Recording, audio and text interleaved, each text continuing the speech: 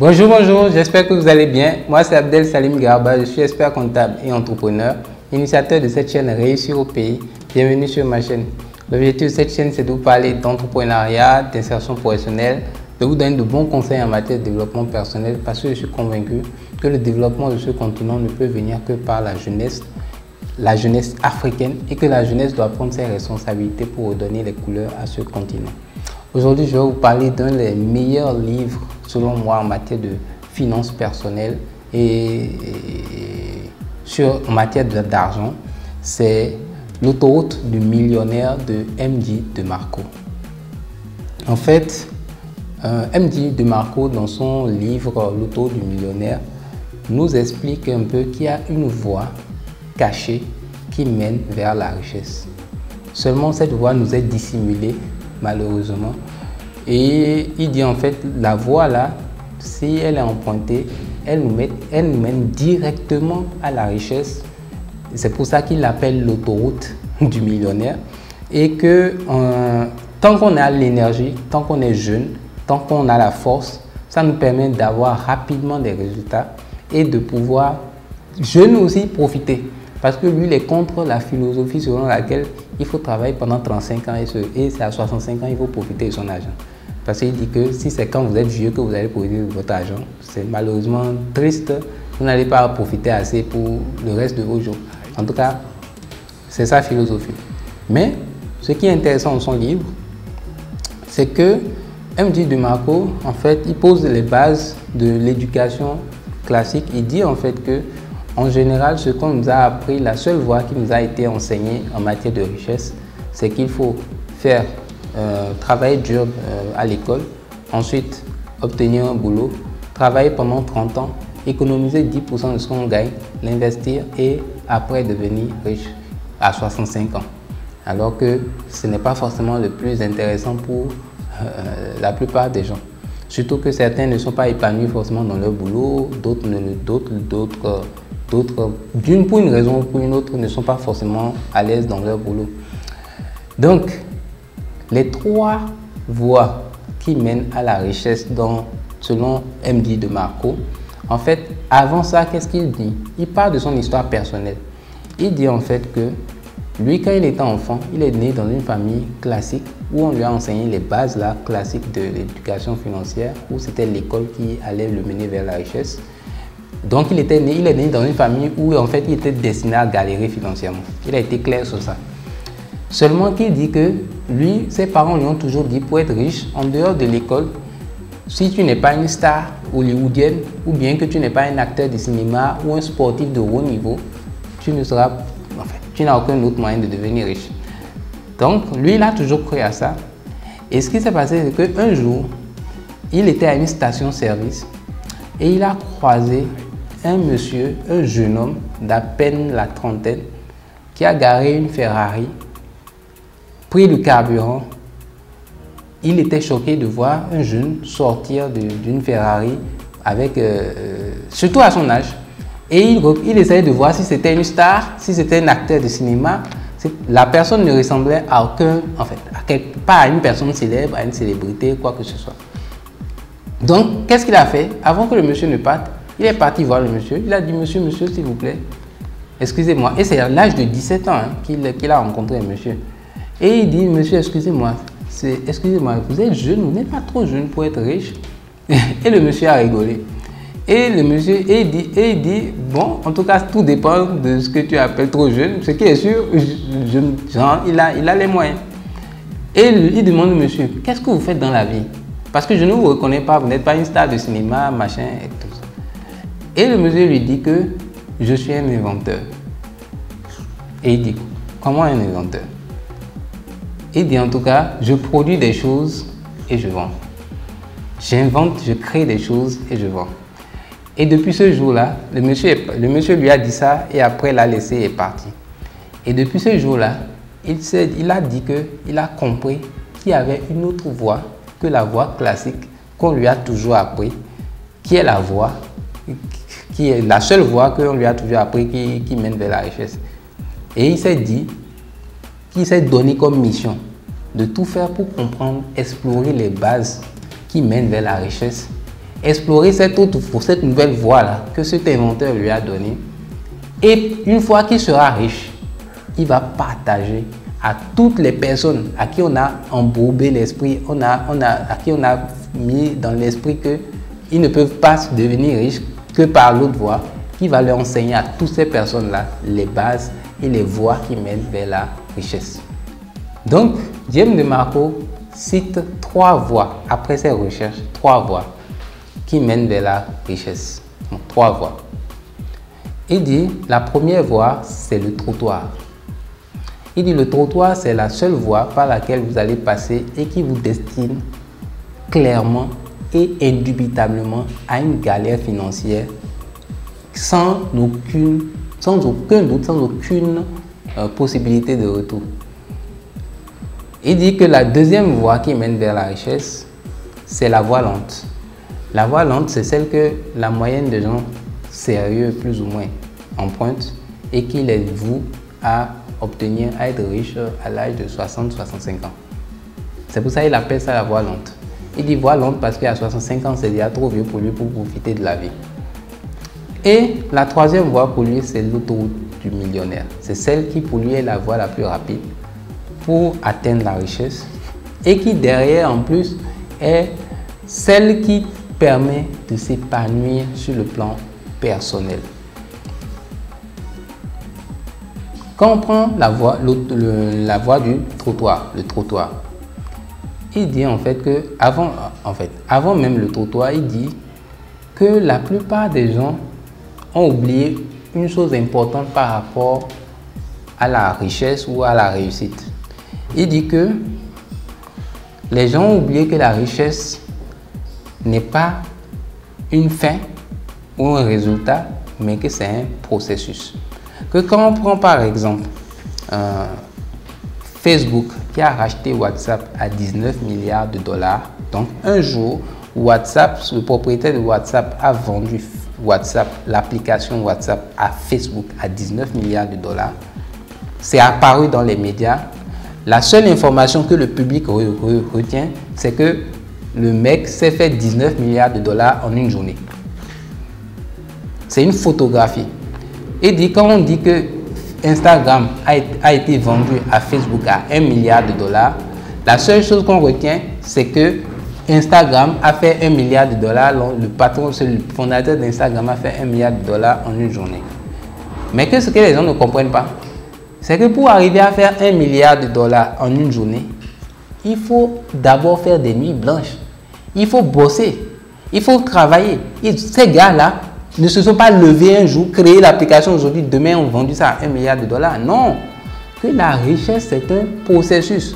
Ce que les gens ne montrent pas en général, c'est comment ils ont fait pour arriver là. Ils ont galéré, ils ont eu des nuits blanches. Ils ne se sont pas levés pour créer. Non, ils ont travaillé dur, très dur. Ils ont échoué des échecs. Ils sont partis voir des investisseurs qui ont refusé leur projet. Le patron de Uber, par exemple. Il y a un entrepreneur en France qui s'appelle Oussama Hamma, qui a un incubateur de start-up. Il dit que il a rencontré le patron de Uber il y a une dizaine d'années. Quand le gars voulait lancer Uber. Et que le gars lui a dit, prête-moi 50 000 $, investis 50 000 $ dans ma start-up. Et je te donne des actions de Uber. Il a dit au gars, je ne crois pas en ton projet, ça ne marchera jamais. 10 ans plus tard, s'il avait mis les 50 000 $, ça vaudrait aujourd'hui 1 milliard de dollars en valorisation. Donc, ces gars-là, ils sont en face d'investisseurs qui rejettent leur proposition. Donc, il y a un chemin de hustle. Il y a un chemin à faire. Donc, pour arriver à la richesse, il faut d'abord comprendre que c'est un processus. On ne se lève pas un matin, on devient riche. On travaille très dur pour être riche. Ensuite, il définit la première voie, qui est le trottoir, comme la voie la plus sûre pour aller galérer financièrement. Pourquoi il dit ça? Parce qu'il dit que si vous êtes à un doigt d'être ruiné, si vous êtes à un doigt d'être à la fin, à un salaire d'être ruiné, si vous êtes à un quelque chose d'être ruiné, c'est que vous êtes sur le trottoir. Le trottoir, c'est les gens qui, quelle que soit la quantité d'argent qu'ils gagnent, sont constamment en train de s'endetter et vivent au-dessus de leurs moyens. Ce n'est pas lié au montant qu'ils gagnent. Vous pouvez gagner 1000 euros ou bien vous pouvez gagner 100 000 francs CFA, vous pouvez gagner 1 million. Vous avez même des gars qui gagnent 100 000 euros par mois et qui finalement à la fin du mois, ils ne reste rien. Avant même la fin du mois, leur salaire est fini. Et en plus, ils vont même emprunter encore, faire des découvertes à la banque pour compléter encore. Que ceux-là sont sur la voie du trottoir. Malheureusement. Donc, j'espère que vous n'êtes pas sur cette voie. Si vous êtes sur cette voie, il va falloir rapidement changer de stratégie. C'est-à-dire simplement et purement ramener son niveau de vie en dessous de ses revenus. Et il dit une chose qui est importante par rapport au trottoir. En général, le trottoir, la plupart des gens qui sont sur le trottoir, c'est des gens qui non seulement vivent au-dessus de leurs moyens, mais qui veulent paraître riches, qui ont des belles voitures, qui achètent des belles voitures, qui veulent vivre dans des villas de luxe, à piscine, qui veulent montrer qu'ils sont riches. Même si à la fin du mois, ils n'ont rien, ils veulent au moins qu'on les sente, qu'on dise que eux, c'est des babachets. Mais si vous continuez comme ça, malheureusement, vous êtes destiné à une voie de galère financière. Et ça, c'est ce que Diem DeMarco dit. Donc, la deuxième voie, c'est la voie lente. La voie lente, Diem DeMarco dit que, en réalité, c'est une voie empruntée par les personnes qui, justement, étaient dans la voie du trottoir et qui, finalement, par des événements de la vie, ont décidé de se prendre un peu plus au sérieux et ont commencé à se responsabiliser. Parce qu'en réalité, ce qu'il faut savoir, c'est que le trottoir, en général, répond à une équation mathématique simple. Richesse égale à revenu plus dette. Donc, que vous soyez salarié, que vous soyez une star du cinéma, que vous soyez machin, quel que soit, vous avez des revenus, mais vous dépensez tout ce que vous gagnez comme revenu et vous allez vous endetter encore à la banque pour continuer à financer votre train de vie pour paraître riche. Donc, en général, le trottoir, comme on l'a dit tout à l'heure, c'est quelqu'un qui renonce au futur et veut profiter de l'instant présent. Par contre, la voie lente, c'est quelqu'un qui, parce qu'il est passé par le trottoir en général, par exemple, il est passé par le trottoir et par exemple des événements comme l'arrivée d'un enfant, le mariage, l'ont conscientisé, l'ont responsabilisé, ou bien la perte d'un être lui a permis de se conscientiser et de dire finalement il faut que je me prenne au sérieux, que je prenne ma vie au sérieux et que je revienne, je commence par épargner, descendre en dessous de ce que je gagne, consommer moins que ce que je gagne, faire de l'épargne, investir.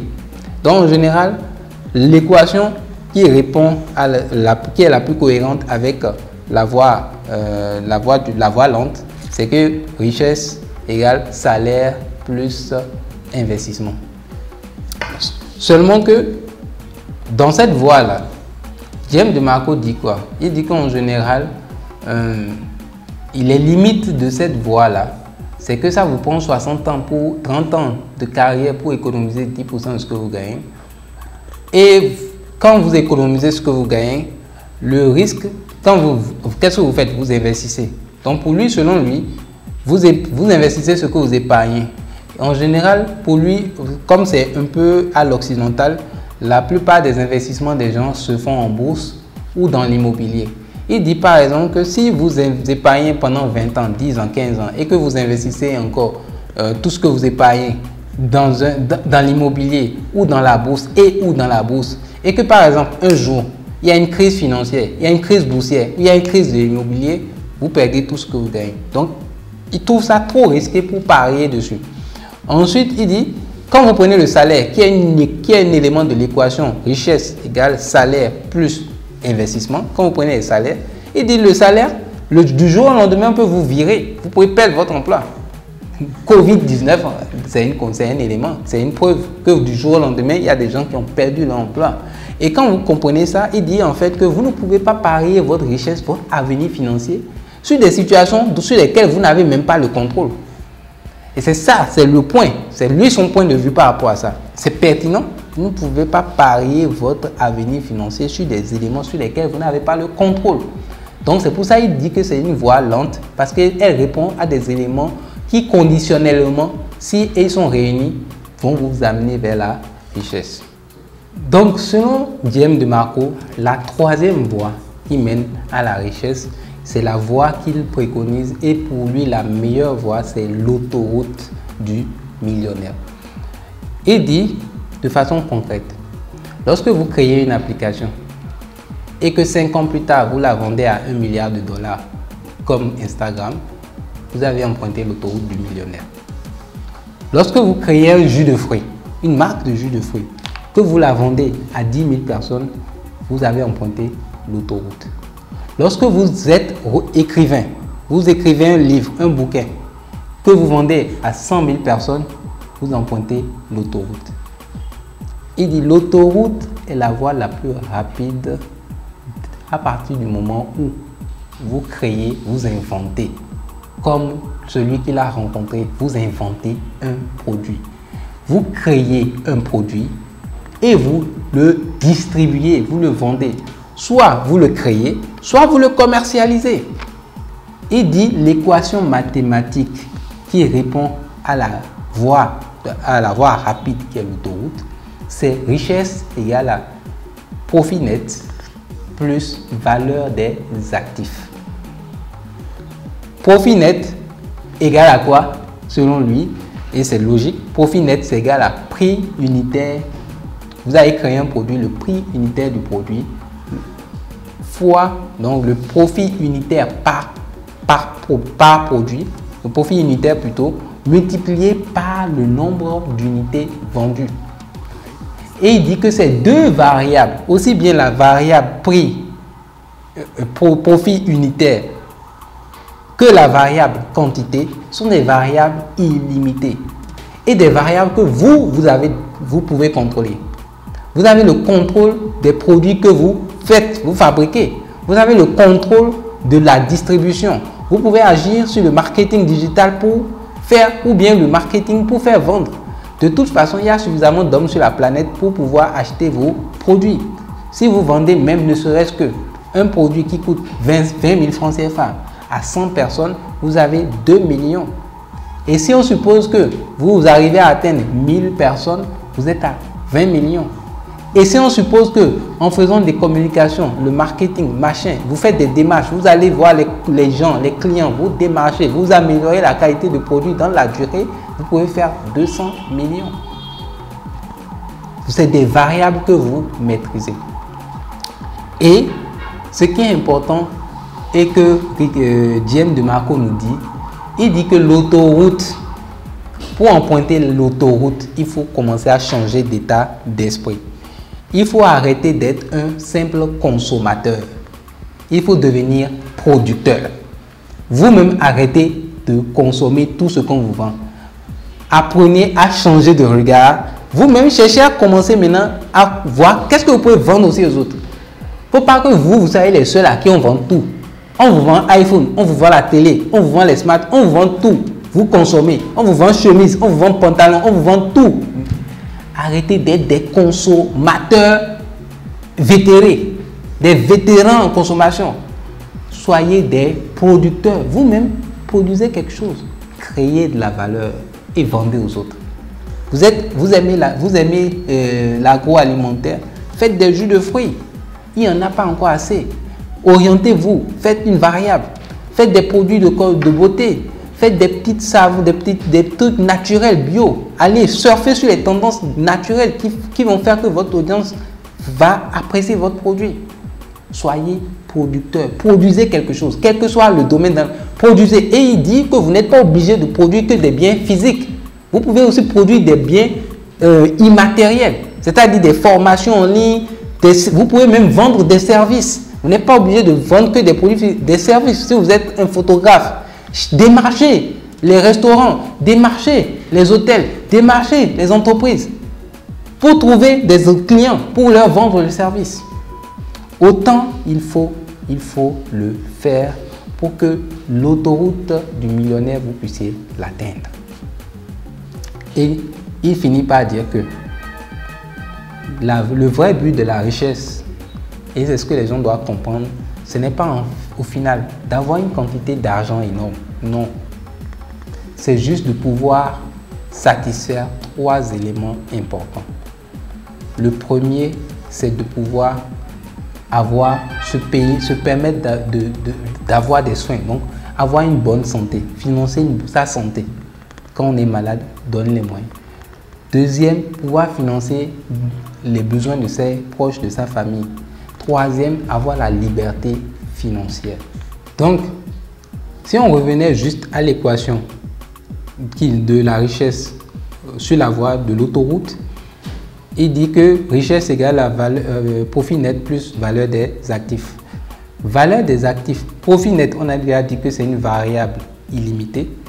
Pareil, la valeur des actifs, c'est également une variable illimitée. Parce que la valeur des actifs, là-bas, vous avez des entreprises dans lesquelles vous pouvez faire des investissements, des marques que vous pouvez acheter, des business que vous pouvez acheter, etc. Et ça rappelle qu'il faut faire attention à un élément, c'est que lorsque vous investissez dans ce que vous comprenez d'une part, mais investissez dans des entreprises dans lesquelles vous pouvez avoir des parts vous pouvez décider, vous pouvez avoir le mot à la décision. Parce que si vous n'avez pas le contrôle de ce dans quoi vous investissez, ça va atténuer justement l'équation. Maintenant, il dit en fait que pour pouvoir lancer son business et créer cette autoroute-là, emprunter cette autoroute, il y a 5 commandements à respecter. 5. Le premier, c'est que votre business doit répondre à un besoin. Donc, observez autour de vous les problèmes et résolvez-les. Donc, il faut que votre business réponde à un besoin, que votre audience en ait besoin. Le deuxième, il faut que votre business vous ayez le contrôle de votre business, que toutes les actions liées à la mise en place, au déroulement de votre business, à la promotion de vos produits soient sous votre contrôle. Le troisième, c'est la portée de votre business. Il faut que votre business ait une portée la plus large possible pour que vous puissiez atteindre le plus de clients possible. N'oubliez pas que la variable doit être une variable illimitée. Pourquoi? Parce que quand vous regardez, vous observez bien, si vous avez un business physique, contrairement à un business en ligne où vous pouvez vendre les produits un peu partout dans le monde, un business physique, il dit que vous serez limité, si vous choisissez un business physique, vous serez limité à votre pays, à votre région.